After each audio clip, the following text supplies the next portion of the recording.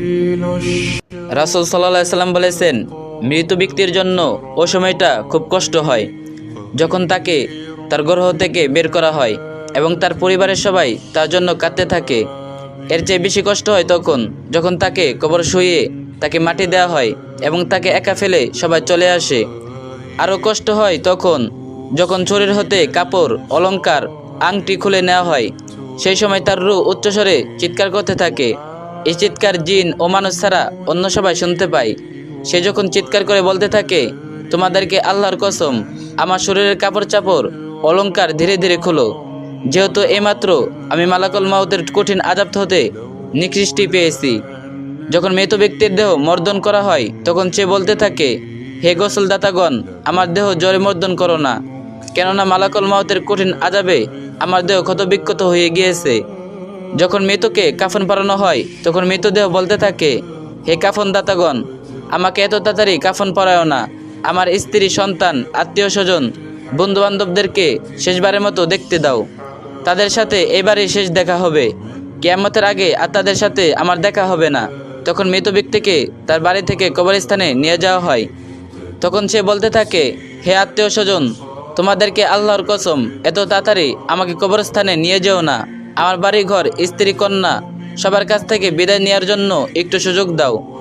আমি আমার স্ত্রীকে, বিধবা এবং সন্তানদেরকে এতিম করে যাচ্ছি। তোমরা তাদেরকে কষ্ট দিও না, তাদের প্রতি অবিচার করো না।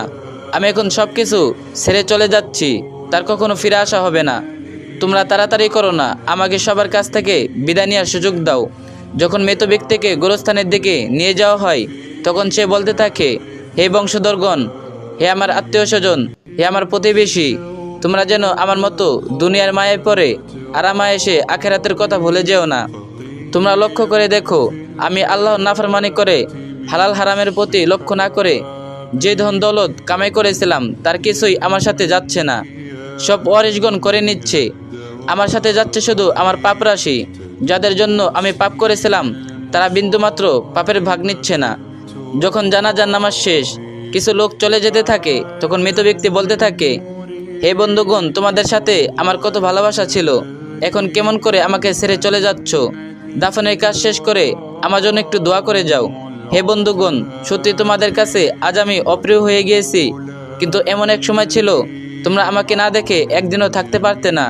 টাকা পয়সা, ধন সম্পদ সব কিছু তোমাদের জন্য রেখে যাচ্ছি, আর কোনো কিছু তোমাদের কাছে চাইবো না, শুধু একটু দোয়া করে যাও। টাকা পয়সা সব কিছু আমি রেখে গেছি, ভোগবিলাসে মুক্ত হইও না।